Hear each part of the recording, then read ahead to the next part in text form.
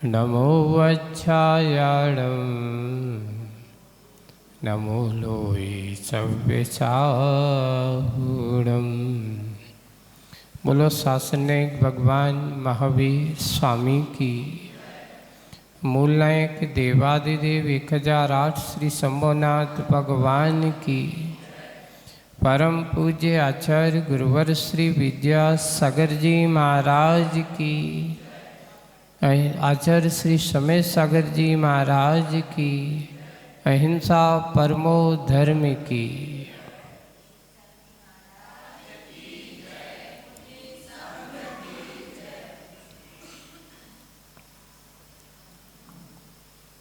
विषय अपना कल मुनिराज को बड़े भक्ति भाव के साथ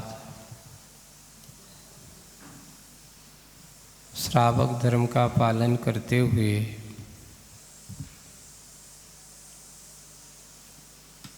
पड़गान करके आहार देने के लिए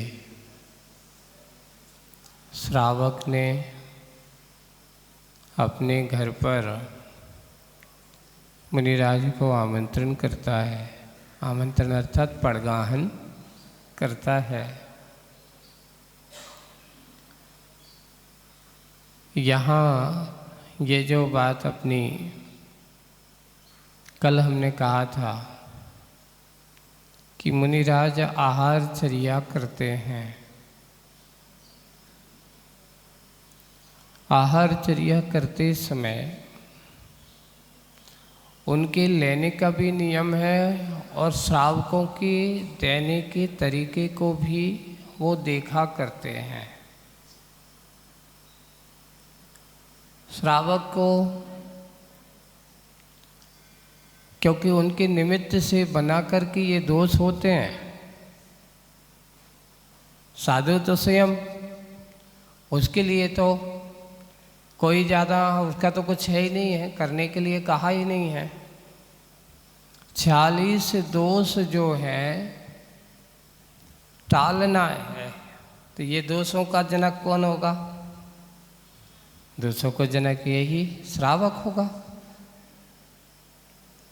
और श्रावक इन दोषों का उत्पादन करने वाला है, निमित्त बनाने वाला है। उनके निमित्त बना करके ये दोष उत्पन्न होते हैं। तो सबसे पहले आज अपन उन मुनिराजों की आहार चर्या में 40 दोष कौन कौन से होते हैं आज उसके बारे में ही चर्चा कर लेते हैं। आज तो अपन पढ़ते हैं 40 दोष बिना सकुल श्रावक तने घर असन को। ऐसे मुनिराज वे 40 दोषों को टाल करके उन दोषों को दूर देख करके करते हुए और आहार चर्या को करते हैं। तो सबसे पहले 40 दोष कौन कौन से देखिए। 16 होते हैं उद्गम दोष। कौन कौन से दोष आपको बता रहा हूँ। 16 उद्गम दोष हैं। 16 उत्पादन दोष हैं। 10 ऐषणा संबंधी दोष होते हैं और 4 संयोजना के दोष होते हैं। संयोजना है, अंगार है, प्रमाण है, धूम है, ऐसे 4 ये और मिला दो उसमें। तो कितने हो गए? 16 दूनी 32 और 10 42।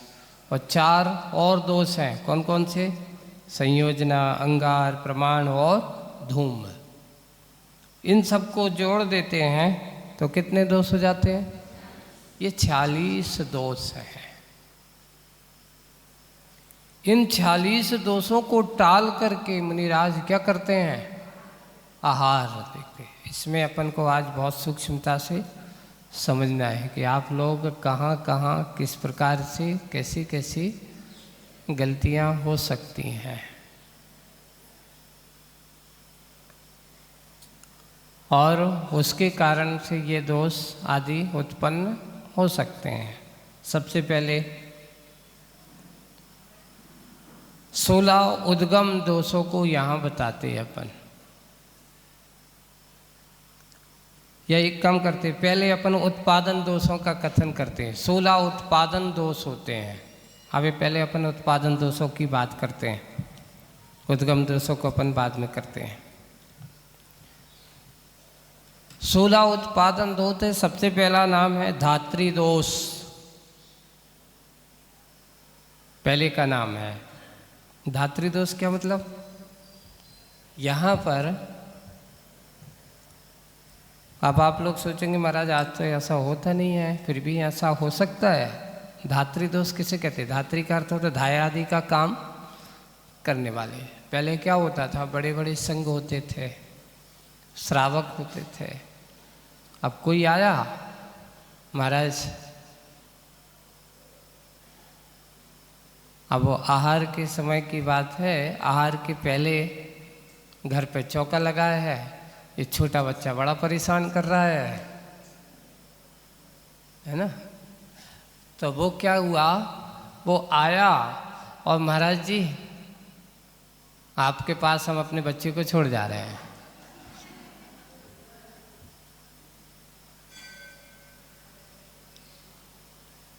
क्या किसका दोष हो रहा है ये?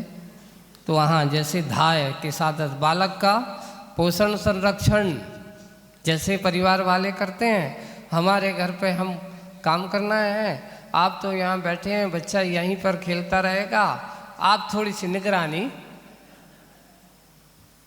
रखना। और फिर बाद में चौका लगाया, उसके घर पे ही आहार करने चले गए। इसको बोलते हैं धात्री दोष। क्यों? क्योंकि घर गृहस्थी के काम जो छोड़ छाड़ करके आए हो, अब उसने तुमने भी सोचा कोई बात नहीं, बैठा है खेलता रहेगा, और देखते अब तुम निगरानी करोगे कहाँ गया वो। तो किसके निमित्त से हो रहा है ये दोष? अगर उसके यहाँ पुनः आहार करने जाते हैं, जिसको धात्री दोष का कारण बताया है, ऐसा है। अब आता है दूसरा दूत दोष, दूती दोष। महाराज का विहार हो रहा है, अब आप गए, तलवाड़ा वाले जैसे आए, कोई बोले कि महाराज कहाँ जा रहे हैं? बोले कि सेनावासा जा रहे हैं हम, या आसपास जा रहे हैं, विहार हो रहा है। महाराज जी हम एक काम कर दो, अब आज के समय तो तुम फोन के ज़माने के हो, पहले के लोग क्या करते थे, फोन तो होते नहीं थे, क्या लिखते थे? चिट्ठियाँ। अब हम कब जाएंगे, कैसा होगा, क्या होगा? आप तो जा ही रहे हो, आपके साथ भी लोग जा रहे हैं हमारा, तो एक काम करो, हमारे एक फलाने आदमी हैं, हमने उनको चिट्ठी लिख दी है, वो आपकी अच्छी व्यवस्था भी कर देगा। यहाँ से आपका लिखवा के गए, चिट्ठी लिखवा ली, है ना, हमारे रिश्तेदार हैं और हमने आपकी चिट्ठी लिख दी है, वो रिश्तेदार आपके आहार आदि की व्यवस्था क्या कर देगा? अच्छे से कर देगा। और आप लेकर के चले गए, और उसके रिश्तेदार को आपने क्या दे दी? चिट्ठी दे दी, और चिट्ठी दे दे करके उसने आपकी व्यवस्था कर दी, आप उसके आहार करने, तो कौन सा दोष लगा? दूती दोष। उत्पादन का दूसरे नंबर का दोष क्या है? चिट्ठी पाती ले जा करके अपनी व्यवस्था आदि कराना, ये दूती दोष है, कहलाता है। इस प्रकार के दोषों को देखिए, साधु की चर्या और साधु की वृत्ति जो हुआ करती है, कभी किसी से गृहस्थ के राग से संबंध से जुड़ करके नहीं हुआ करती है, ना रागियों से अति राग करते हैं। ये बात अलग है कि ज़्यादा उनके संबंध में रहोगे तो राग उत्पन्न हो ही जाएगा। अब वो उनके अनुसार अपन करने की चेष्टा करने लगते हैं, तो इसको ऐसा दूती नाम का दोष कहा गया। इस प्रकार की चर्या वो नहीं थे। अब तीसरा दोष आता है निमित्त। निमित्त क्या है? ये सबसे बड़ा आज के समय में लोगों को समझाना और वो करना है। निमित्त का अर्थ होता है सुर है, व्यंजन आदि के निमित्त से सवासव आदि फल बता करके आहार आदि लेना। तो महाराज हम हाथ देख दो, हमारा शरीर को काव होगा, है ना। इस प्रकार के पत्राचार आदि, इस प्रकार की कुंडली आदि, है ना, ये देखना। और ऐसे देख करके वो बताया और बता करके फिर उसके यहाँ क्या करना। देखिए, जानना, देखना और करना ये अलग बात है, लेकिन ऐसा बता दो हम कल अच्छे चौका लगाएंगे, आपके आहार कराएंगे।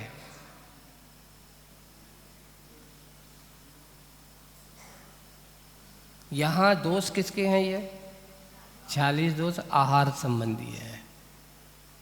आपने उसको ऐसा कुछ बताया और बता करके फिर उसके यहाँ क्या करने चले गए? आहार करने चले गए। पहली बात तो मुनिराजों को ऐसा करने के लिए आगम में स्पष्ट मना किया है। धार्मिक अनुष्ठान आदि के लिए मुहूर्त काल आदि की बात तो कही है, देख करके योग संयोग बना करके कार्य करना। लेकिन गृहस्थों के इस संसार के राग रंग, उनके ज्योतिष, उनके जानना, निमित्त शास्त्र, लक्षण शास्त्र, इनको बारे में सब जानकारी रखते हैं। अपने यहाँ ये आगम का भेद है। विद्यानुवाद नाम का जो 10वां पूर्व है उसमें ये सब आते हैं। ज्योतिष में उसमें है, ये भी आगम का अंग है। लेकिन आगम के अंग का ज्ञान करना, आगम के अंग का प्रयोग करना अपनी ख्याति पूजा के लाभ के लिए, ये ठीक नहीं है। मुनिराजों को मना किया, ज्ञान करने के लिए मना नहीं है। देश काल की परिस्थिति को जानने के लिए इस प्रकार के सब प्रकार का ज्ञान प्राप्त करना कोई मना नहीं है। लेकिन लोकेशना, ख्याति पूजा लाभ, लोग मेरे लिए बता दें, तो इस प्रकार के कार्यों को करके और अपने आप को आहार आदि ग्रहण करना, ये स्पष्ट मना किया है। स्वर आदि, ये कैसी आवाज़ है इसकी, ये कैसा आदमी है,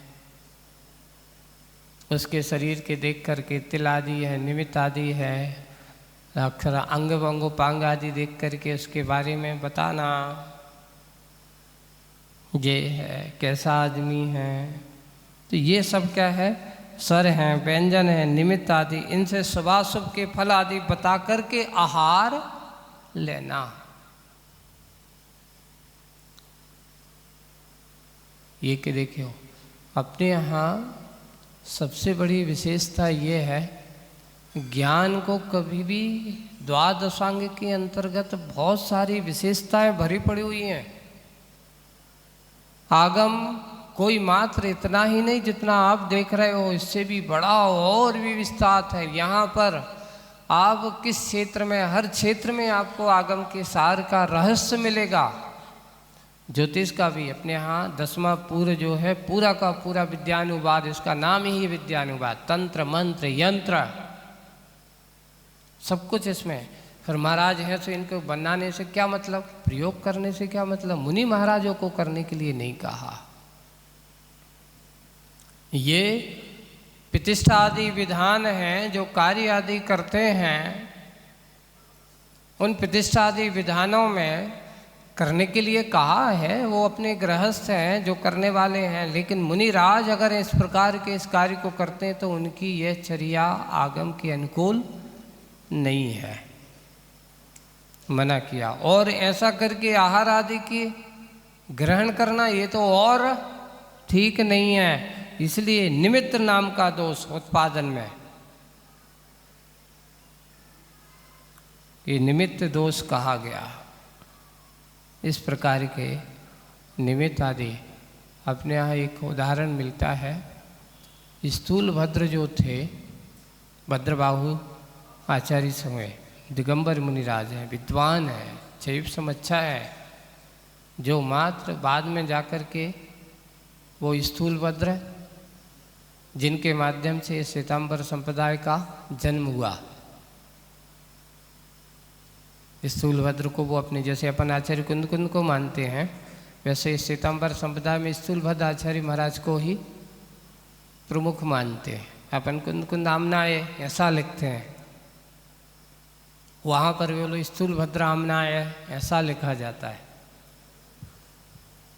तो उस समय स्थूलभद्र के बारे में कथा मिलती है कि उस समय जब वो भद्रबाहु महाराज निमित्त ज्ञानी हैं, हर प्रकार के शास्त्रों को भद्रबाहु संहिता उठाकर देख लो, पूरा का पूरा ज्योतिष का सार उनके माध्यम से लिखा गया है। नाम ही उनके नाम से भद्रबाहु संहिता करके एक है, बहुत बड़ा निमित्त और ज्योतिष का शास्त्र माना जाता है ये। उसमें उन्होंने पढ़ाया, उनको पढ़ाया, और उसमें यहाँ तक कि उस विद्या के अंतर्गत इतनी बड़ी विद्या भी होती है कि अपने आत्म प्रदेशों को उस ध्यान और योग बल के निकाल करके किसी दूसरे के शरीर में स्थापित करना, ये भी एक विद्या है। योग विद्या कहो या अपना विद्यानुवाद के अंतर्गत है। पर काय प्रविष्ट उसका नाम होता है,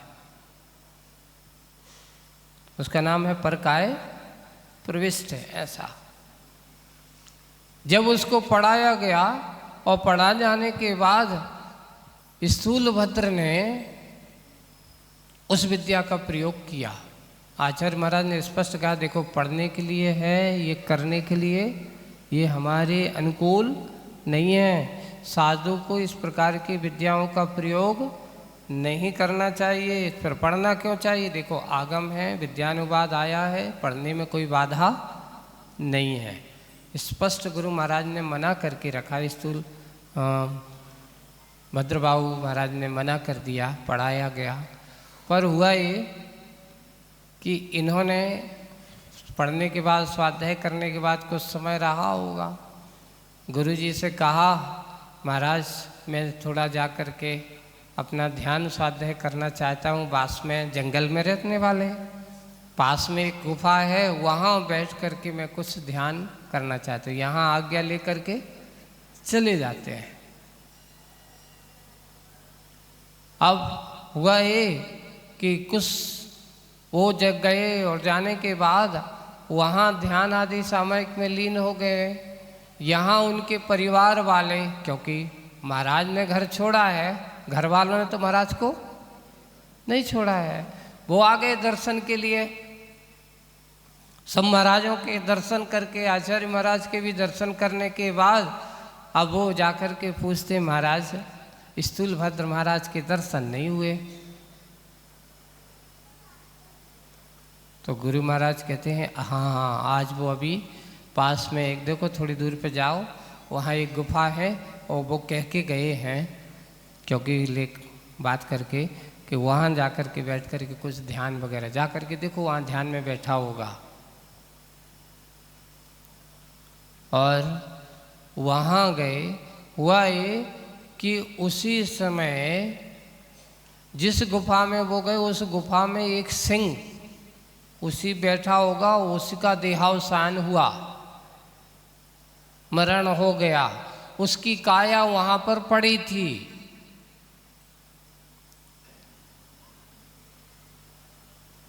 वहां उसकी काया पड़ी हुई थी। स्थूलभद्र वहां गए और उन्होंने देखा, बैठ कर के ध्यान के बल से उन्होंने उस विद्या का प्रयोग कर दिया। किसका? परकाय प्रविष्ट है, जो पढ़ के आए, प्रयोग करने का उसने देखे तो सही है कि नहीं है।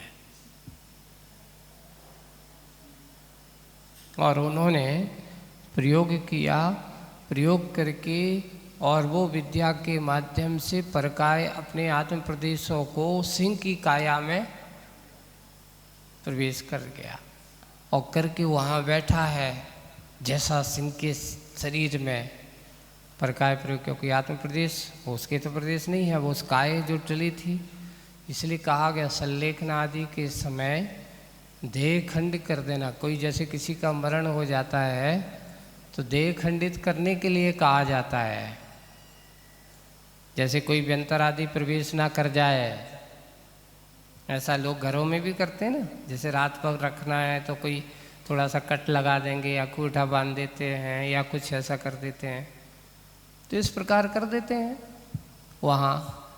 और वो वहाँ कर गए, करने के बाद यहाँ परिवार वाले पहुँचे खोजते खोजते,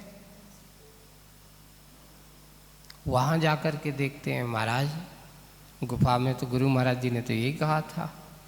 वहाँ जैसे ही अंदर गए तो वहाँ शेर बैठा है और सिंह की काया में देखे, मुंह बाएं अच्छी लाल लाल लोचन, ऐसे बैठा भयानक रूप में। अब उसने, सिंह ने तो देख लिया, अरे तो परिवार वाले, उसने तो पहचान लिया, लेकिन परिवार वालों ने किसको पहचान? स्थूलभद्र को थोड़ी देखा।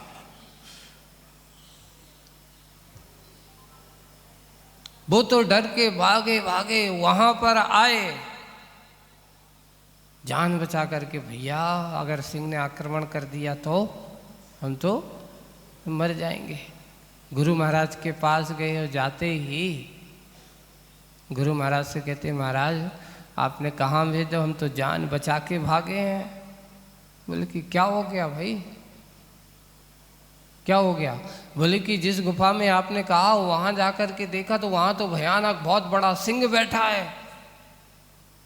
अच्छा, सिंह बैठा है, पूरी जानकारी ली। और बाद में जैसे ही पर काय प्रविष्ट काया को समेट करके वो वापस आए मुनिराज, और यहाँ आए मुनि महाराज ने, महाराज गुरु महाराज ने इंक्वायरी की, क्यों भाई कहाँ गए थे सामयिक के लिए, कहाँ ध्यान में बैठे थे? बोले फलानी गुफा में महाराज, वहाँ बैठे थे। वहाँ पर तो बता रहे अभी तुम्हारे परिवार वाले आए थे, वहाँ उन्होंने कहा बहुत भयानक सिंह बैठा है लगता है। तो उन्होंने कह दिया, हाँ महाराज वहाँ पर एक सिंह का आज सुबह सुबह मरण हुआ है। मरण हुआ है तो वहाँ बैठा कैसे था? पकड़े जाते हैं। महाराज गलती हो गई है, मैंने विद्या का क्या कर दिया? प्रयोग कर दिया है। संघ के सामने ये बात आई कि देखो मैंने ज्ञान कराने के लिए विद्या दी थी और इस प्रकार का इन्होंने स्थूलभद्र से किया है। उस पर लिखा है कि उसी समय स्थूलभद्र को संघ से निष्कासित कर दिया जाता है। क्यों?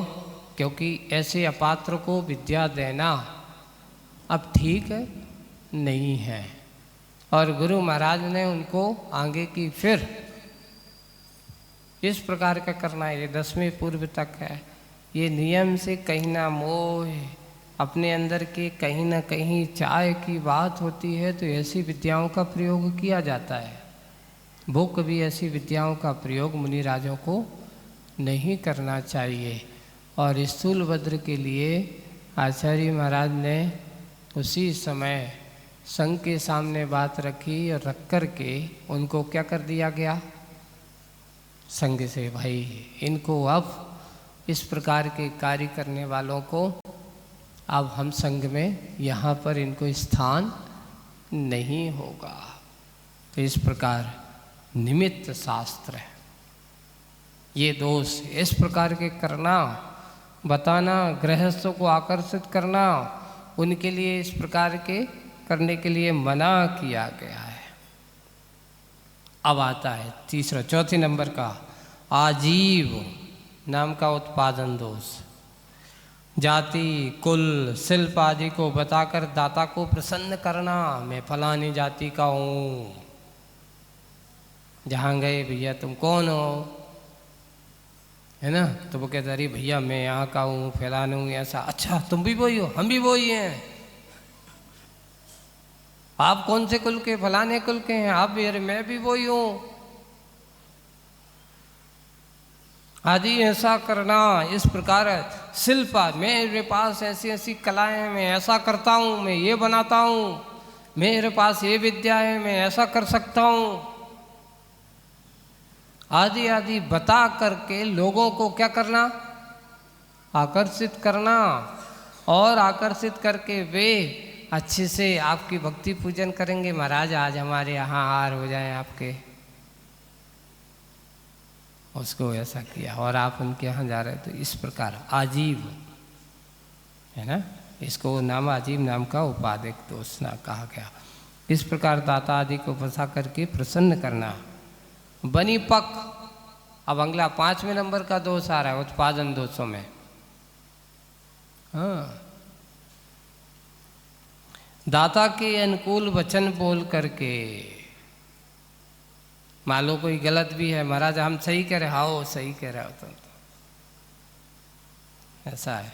दाता जो है देने वाले, उसके वचन बोल करके आहार लेना। यदि दाता से पूछा गया कि भिक्षु को भोजन देना दान पुण्य है या नहीं, या अन्य लोगों को दान देना कि ठीक है कि नहीं, तो उन्होंने कहा हम तो देते हैं, उसके अनुसार क्या करते ना, हाँ हाँ हाँ ठीक, देना चाहिए देना चाहिए। इस प्रकार तब उसके अभिप्राय को देख करके ऐसा पुण्य कह देना, जो देने के योग्य नहीं था उनको भी देने की उसकी सहमति के अनुसार, कहे अनुसार उसकी सहमति लगा देना, और उसको प्रसन्न करके अपने आप को क्या करना, अरे ये हमारा भक्त बन जाएगा, ये तो हमारी अच्छी सेवा करेगा। ऐसा करके आहार पानी आदि लेना, ये बनीपक नाम का उत्पादन दोष माना जाता है। फिर उसके बाद चिकित्सा दोष। चिकित्सा दोष है, इसमें औषधि आदि से दाता को खुश करना, तुम ऐसा करो, तुम्हें ये बीमारी है, तुम ऐसा खाओ, ये दवाई लो, बता करके। एक बात है, सामान्य से बताना अलग बात है, लेकिन सबसे बड़ा दोष क्या है कि तुमने जिसके यहाँ आहार करने जा रहे हो, आहार करना जाना है, ये उसको पहले ये दवाई बताओ, महाराज आपने दवाई दे दी, आपने दवाई बता दी, ऐसा अच्छा है, अब मैं चाहता हूँ आप हमारे घर पे अच्छे से क्या करें, आहार करें। तो ये कौन सा दोष बनेगा, चिकित्सा दोष। ऐसे फिर आगे देखो, क्रोध मान माया और लोभ, 4 कसाय और इसी के साथ लगाना, ये 4 दोष बनेंगे। क्रोध को करके आहार का उत्पादन, अगर तुमने नहीं किया तो ध्यान रखना, तुम्हारा ऐसा कर दूंगा, धमकी दे देना, अगर तुमने मुझे क्या नहीं दिया, ये क्रोध कसाय है, ऐसा बन गया। 7वां नंबर का दोष हो गया। फिर बाद में तुम जानते नहीं हो मैं कौन हूँ, बड़े बड़े लोग मेरे आगे पीछे घूमते हैं, और तुम मुझे दोगे तो तेरा तो क्या हो जाएगा, बेड़ा पार है, मेरे पास अनेक प्रकार की रिद्धि सिद्धि हैं। ऐसा मान करके, दूसरों को मान बता करके क्या लेना, आहार लेना, ये मान का सारी युक्त हो गया, उत्पादन दोष है, ऐसा कहा जा रहा है। फिर बाद में माया, छल कपट करके उसको बताता, तुम पता नहीं, तुम मैं बता दूं तुम्हारे चमत्कार, तुम एक बार मुझे आहार करा के तो देखो, तुम्हारा ऐसा हो जाएगा, तुम्हारे लिए मैं ऐसा कर दूंगा। मायाचार आदि दे करके, जाल में फंसा करके,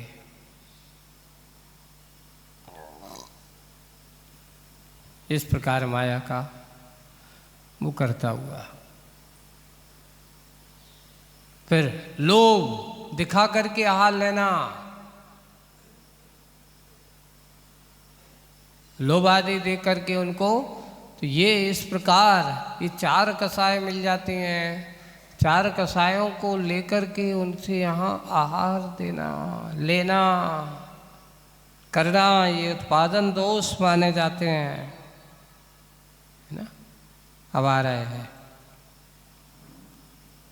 ये 10 हो गए, 4 मिला देते। अब आता 11वें नंबर का, पूर्व स्तुति, संस्तुति, तू तो बहुत बड़ा दानी है, है ना, तेरी कीर्ति है इत्यादि रूप आदि से बहुत सुंदर हो, अच्छा बढ़िया, उसको कहाँ चढ़ा देना, प्रशंसा करके उसकी संस्तुति कर देना, बहुत स्तुत्य बना देना, बहुमान सम्मान दे देना। क्यों? क्योंकि ये हमारा हो जाए, ये हमारी सेवा अच्छे से क्या करेगा। अब घर से लोग आते हैं, बहुमान सम्मान नहीं, जिनको मिल गया तो वे तो खुश, जिनको नहीं मिला सो वो दुख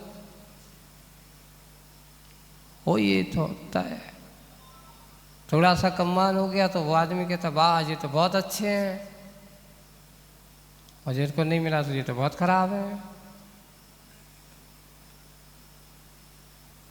यही होता है। स्तुतियां है तो ये कहा पहले उसकी बहुत प्रशंसा कर देना, संस्तुति ऐसा लिखा, और फिर बाद में उसको अच्छी प्रशंसा करके क्या करना, आहार आदि उसके यहाँ ले लेना। इसको पूर्व संस्तुति, पश्चात संस्तुति 12वें नंबर का दोष कहा गया। अच्छा आहार करके आए, अब वो सबके सामने, अरे बहुत आज तो मज़ा आ गया, इनके यहाँ आहार करके आए हैं, इन्होंने तो आज मेरे लिए क्या कर दिया, ऐसा तो मैंने बहुत दिन बाद ऐसा आहार किया है, बहुत दिन बाद इनके यहाँ ऐसा कराया है, इन्होंने बहुत अच्छे किए, उसकी बहुत अच्छी स्तुति कर लेना। पश्चात संस्तुति, महाराज ये भी दोष है, हाँ ये तो और अच्छा दाता के लिए। उस समय साधु को देखिए, कभी भी आहार चर्या के समय आप लोग क्या कहते हैं, महाराज कैसा लगा, कैसे हुए, क्या कहें, अच्छे हुए, हाँ ठीक है महाराज, तो फिर क्या कुछ तो करो, कछु हम लगता है अच्छे नहीं हुए आज हमारे यहाँ आहार, तो हम क्या कहें, तुम्हारे गीत गाएं क्या करो बताओ, ढोल लंगाड़े बजवाएं कि आज दिन के यहाँ बहुत अच्छे से नहार हुए, आज अच्छे से ऐसा ना, उस समय ना, पश्चात स्तुति भी नहीं और पूर्व स्तुति भी नहीं, आहार आदि के समय ये सब बातों को ध्यान। अब कई लोग कहते महाराज ये तो साहबकों को थोड़ी सी प्रशंसा कर देते, मन अच्छा हो जाता उनका, इसलिए उनको जोड़ने, तो भैया ये हमारे लिए आगम में लिखा है कि 46 दोषों को टाल के तुम्हें क्या करना है।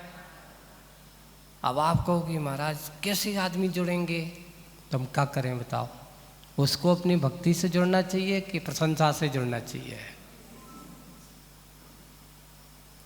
साधु अगर 46 दोषों को देख करके चलता है और उनको काम करता है, तो निंदा भी नहीं करना है तो प्रशंसा भी नहीं करना। देखो 4 कसाय इसमें लिखा, कसायों का प्रभाव भी मत दिखाना, धमकी भी मत देना, किसी के मान सम्मान इस पार अपने आप को बड़ा दिखा करके भी नहीं लेना, लोभ लालच भी नहीं देना, मायाचार आदि दे करके देख तुम मुझे ऐसा करोगे तो मैं तुम्हें ऐसा दूंगा, ऐसा कर दूंगा, ये मंत्र दे दूंगा, तेरा माला माल हो जाएगा, इस प्रकार के लोभ आदि दे करके भी उनको नहीं करना। पूर्व संस्तुति पश्चात संस्तुति, इस प्रकार ये। अब आगे आ रहा है विद्या नाम का उत्पादन दोष, अगला आ रहा है, इस बार 13वें नंबर है। विद्या आदि का प्रलोभन देकर के, मेरे पास अनेक विद्याएं हैं,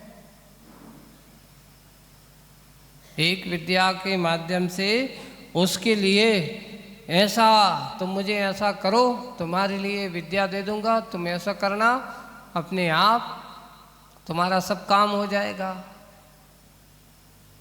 ये विद्या उत्पादन दोष नाम का है।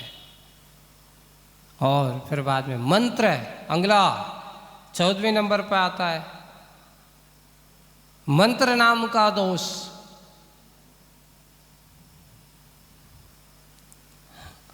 एक बार बहुत अच्छा प्रसंग आए, आचार्य श्री के पास होता है, आचार्य श्री एक आया, वो आपकी इतनी ख्याति, इतनी पूजा, लोग सम्मान बहुमान इतना देते हैं, ऐसा पूछने वाले तो जब कोई ज़्यादा लौट जाए ना, और वो ही पूछ सकते हैं जो ज़्यादा जुड़े हों, मोह लग जाते हैं उसके पे। सामान्य श्रावक की इतनी हिम्मत नहीं होती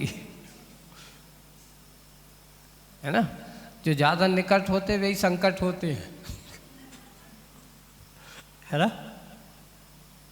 ये भी बात सत्य है। इसलिए कहा कि ज़्यादा निकटता भी नहीं और ज़्यादा दूरवर्ती भी उतना ही होना चाहिए साधु को, कि श्रावक को अपनी सीमा तक रहना चाहिए, साधु को भी अपनी सीमा में रहना चाहिए। दोनों अपनी सीमा में रहते हैं तो दोनों अपने सुखी हैं। और जो ज़्यादा अगर दोनों निकट आ गए तो संकट समझ लेना आ गया, क्योंकि मोह जहाँ बढ़ेगा वहाँ नियम से विकल्प होगा, और विकल्प होगा तो उसके लिए कहा गया। यहाँ देखो ये विद्या है, यह मंत्र है, मंत्र की बात चल रही है। तो आचर्षि से एक अच्छे लगे हुए, आचर्षि इतनी ख्याति, इतनी पूजा, इतना सब कुछ बहुमान, जहाँ देखो आपके नाम के अलावा लोगों के मन में किसी का, जहाँ देखो सब लोग एक ही, आचार्य विद्यासागर जी, विद्यासागराय नमः, आचार्य विद्यासागराय नमः। आपका ऐसा कौन सा पुण्य है महाराज जी, ये तो बता दो आप कौन से मंत्र का जाप करते हो, कौन सा मंत्र का जाप करते हो जो आपकी इतनी कीर्ति फैली हुई है, हमें बता दो, हम भी क्या करेंगे। तो आचार्य जी कहते भैया मैं तो महामंत्र नमोकार मंत्र का जाप करता हूँ, सब पाप प्रणाशनो। हमारे गुरु महाराज ने कहा है कि दुनिया के इस मंत्र से बड़ा और दूसरा कोई मंत्र नहीं है। बस अंदर से मंत्र वही है, पर मन तुम्हारा उस मंत्र में लगा है कि नहीं। हम क्या होते हैं कि हमारा मन कहीं और, मेरी ख्याति हो, मैंने तो कभी ऐसा सोचा नहीं है। हमारे गुरु महाराज ने तो ये कहा था, एक जिनवाणी को सामने रखना और महामंत्र को मन में रखना। किसको रखना, चलना है तो किसके अनुसार चलना है अपन को, जिनवाणी को।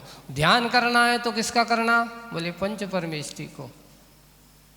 बस करते जाना, इसको ध्यान में रखना, आगम को सामने रखना, चलता जा रहा हूं। मैंने कभी सोचा नहीं कि मेरा नाम हो रहा है, मैं तो अपना काम कर रहा हूं। नाम तो अपन जो पढ़ते ना, एक भजन करते हैं, मेरे गुरु पर मेरा नाम हो रहा है, ऐसा कहते। नाम तो मैं आपका ले रहा हूं भगवान, मैं आपका नाम लेते लेते ना जाने मेरा नाम अपने आप कैसे होता है।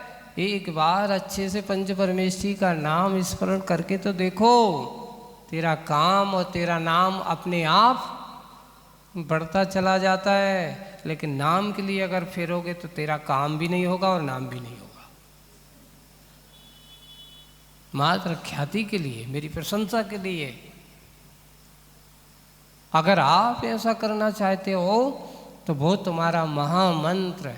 क्यों लिखा उसमें एक और बताए, बहुत अच्छा प्रसंग है महापुराण में, और वो पद्म पुराण में अपने यहाँ लिखा है कि रावण जिस समय शांतिनाथ भगवान का जाप कर रहा है, उसके मन की एकाग्रता इतनी है। पद्म पुराण में अपने यहाँ रावण शांतिनाथ भगवान के सच्चा भक्त बताया है, और वो शांतिनाथ भगवान की आराधना कर रहा है और बहुरूपणी विद्या को सिद्ध करने के लिए बैठा हुआ है, ऐसा ध्यान में एकाग्र करके बैठा है। आचार्यों ने लिखा कि काश अगर इसका उस समय उपयोग अच्छा होता तो उसको केवल ज्ञान भी हो सकता था। अगर वो मुनिराज बनकर के ऐसी एकाग्रता ध्यान रहा शुद्धोपयोग की परिणति में होता तो उसको अरहत पद की प्राप्ति हो सकती, इतना उसका मन एकाग्र था। लेकिन वह बहुरूपणी विद्या सिद्ध करने के लिए उसका मंत्र जाप का उद्देश्य क्या था, राम विनाशाय है, राम की सेना का नाश करने हैं। इसलिए उसे विद्या तो मिली पर उसका उद्देश्य गलत था। मंत्र तो हुआ पर मंत्र की माध्यम से उसको विद्या तो मिल गई, लेकिन वो विद्या उसकी ख्याति को बढ़ाने वाली नहीं हुई। वो विद्या किसके लिए बनी, उसके लिए पाप, यहाँ तक कि नरक की ओर ले जाने का कारण बन गई। पतन का कारण बन गई।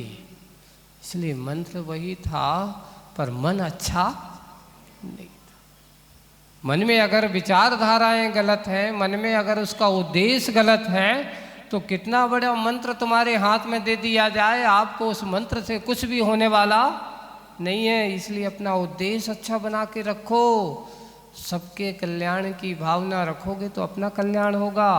नहीं महाराज मेरा कल्याण हो, दुनिया जाए भाड़ में, हमें उससे क्या लेना देना।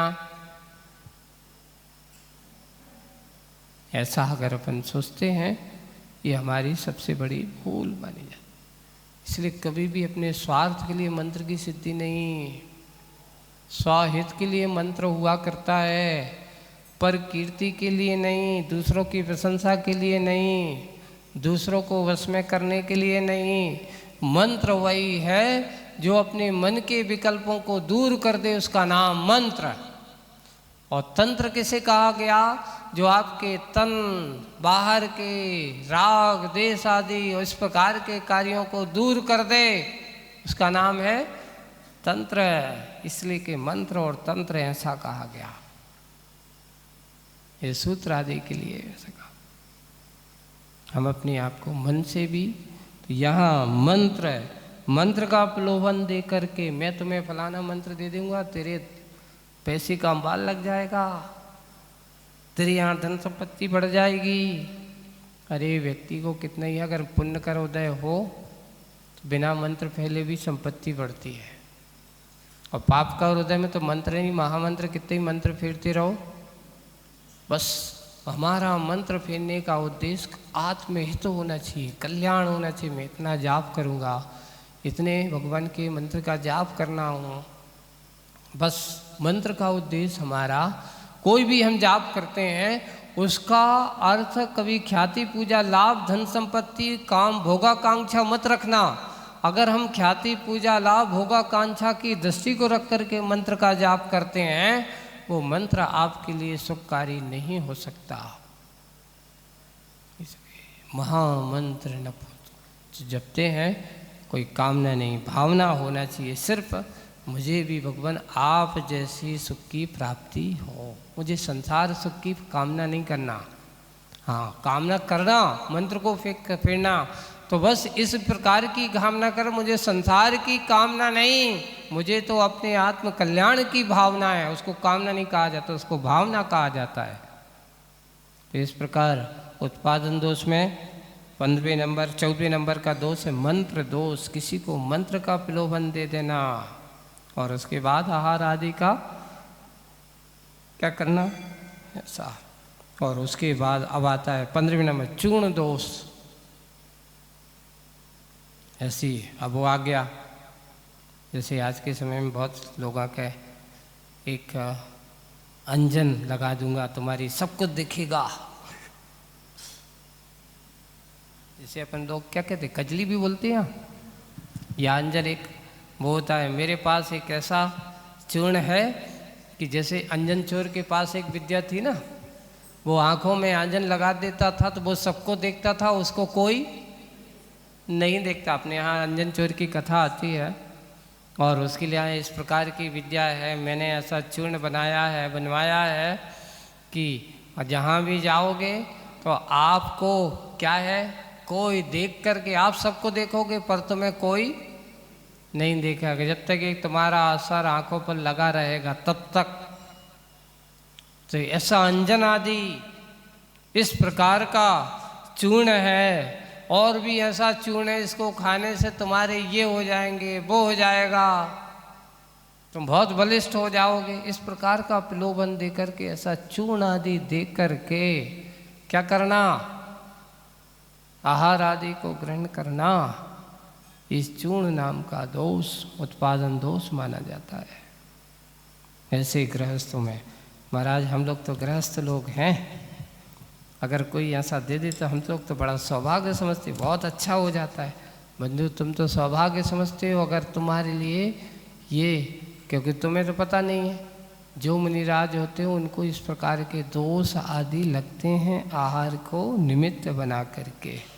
इसलिए ये 46 दोष श्रावक और साधु दोनों को निमित्त बना करके ही होते हैं, तो ये काम भी नहीं। और 16वां दोष है मूल कर्म दोष। अब यहाँ मूल कर्म दोष कैसा है? अवस को वश में करने का उपाय बता करके आहार आदि ग्रहण करना। महाराज उससे हमें ऐसा है, वशीकरण कोई मंत्र बता दो, हम उसको वश में करें और जैसा हम कहें वैसा वो करता जाए। इसको कहा हो, यानी तुम किसी व्यक्ति को पराधीन बना करके अपने अनुसार उसको चलाना चाहते हो। हम उसको बताएं, कोई तुम्हारा विरोध कर रहा हो, कोई तुम्हारा इस प्रकार का शत्रु हो, या कोई तुम्हारा ऐसा हो। कई लोग क्या करते हैं कि महाराज हमारे पड़ोस में एक की ज़मीन पड़ी है ना, वो ज़मीन हमारे काम की है, पर सामने वाला व्यक्ति देने को तैयार नहीं है। और ऐसा कछु ऐसा कछु बताओ, कोई टोना टोटका बता दो जिससे कि उसकी वह ज़मीन हमें मिल जाए। ऐसा कुछ उपाय बताओ जिससे ये काम हो जाए। देखिए कभी कभार ऐसे ही अपने स्वार्थ के लिए कराना, गृहस्थ लोग ऐसे सारे काम कराते। आप सोच रहे हो महाराज ये काम पहले होते थे, ये ऐसे लिखे हैं जो ऐसा, इस प्रकार के गृहस्थ लोग बिंदु आज के नहीं, ये आज से पुराने ऐसी विचित्रताओं से भरे संसार में लोग आज से नहीं, स्वार्थी लोभी लालची पहले भी होते थे, आज भी हैं, और पंचम काल में तो है ही। चिंता क्या करना है। अपने यहाँ लिखा है, आचार्यों ने लिखा कि तीर्थंकरों के काल में कैसे कैसे श्रावक होंगे। तो लिखा आदिनाथ भगवान के समय पर जो उस समय के जो श्रावक मनुष्य थे वो भोले भाले थे। कैसे थे? अनजान थे, उनको पता ही नहीं था। जैसे भोग भूमि से आए कर्म भूमि में कैसे क्या करना है, कैसे जीना है, कैसे किसानी करना है, कैसे व्यापार करना है, उनको पता नहीं था। तो उस समय कैसे थे? वो भोले भाले थे। और फिर लिखा है कि अजितनाथ भगवान से लेकर के और पार्श्वनाथ भगवान के शुरुआत में तो ऋजु बुद्धि वाले होंगे। कैसे बुद्धि वाले होंगे? सीधी सादी, जैसा है अपने से अपना मतलब, तेरा तेरा है, मेरा मेरा है, ऋजु बुद्धि के होंगे। लेकिन लास्ट में भगवान पार्श्वनाथ के शासन काल में भी कुटिल बुद्धि वाले लोग आ जाए। और भगवान महावीर के शासन काल में कैसे बुद्धि वाले लोग होंगे? श्रावक, लोभी होंगे, लालची होंगे, कपटी होंगे, कुटिल बुद्धि के होंगे। उन्होंने एक शब्द दिया है, इनको संतुष्ट करना हंसी खेल नहीं होगा। सामने कुछ कहेंगे, बाहर जाकर के कुछ कहेंगे।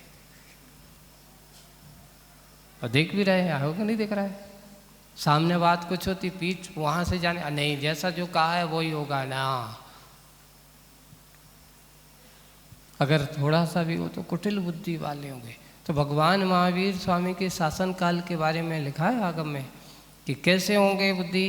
तो बोले कुटिल बुद्धि ज़्यादा होगी, कसाय बहुलता वाली बुद्धि ज़्यादा होगी। इसलिए बंधुओं, आज के समय में अपन कौन से काल, कुटिल बुद्धि के काल में हैं। इसलिए ये सोचना चाहिए कि हर व्यक्ति को संतुष्ट करना आज के काल में संभव नहीं है। इसलिए क्या करना चाहिए? अपने आप को संतुष्ट कर लो। दुनिया को संतुष्ट करने जाओगे तो तुम असंतुष्ट हो जाओगे। अगर हम दुनिया को संतुष्ट करने जाएंगे तो हमारी अशांति और बढ़ जाएगी। इसलिए जितना बन सकता है अपने आप को शांति और संतोष में जीवन जियो। यही हमारी उन्नति और सुख का कारण हो सकता है। दुनिया में कोई किसी से, अपने यहाँ तक कि अपने अपने सगे संबंधियों को भी नहीं कर पाते। क्यों? सबके अपने अपने कर्म हैं, सबका अपने अपने विचार हैं, सबके अपने अपनी क्या है? सोच है। और ऐसी सोच के कारण से आज यहाँ पर ये 16 कौन से दोष हो गए? इसलिए किसी को अवश्य को बस में करना, ऐसे बस में करा करके फिर उससे कह देखो मैंने तेरा कार्य कर दिया, अब तुम क्या करो, अच्छे से मुझे क्या कराओ, आहार कराओ, मेरी चर्या। साधु को क्या चाहिए उसके अलावा? ये उत्पादन इस प्रकार के दोष को टाल करके आगे के दोष, अभी आज अपन ने 16 दोषों को समझाया है। आज कितने दोष हो गए? उत्पादन दोष हो गए हैं। अब आगे के दोषों की बात अपन करेंगे बाद में। आज बस इतने ही। बोलिए परम पूज्य आचार्य गुरुवर श्री विद्यासागर जी महाराज।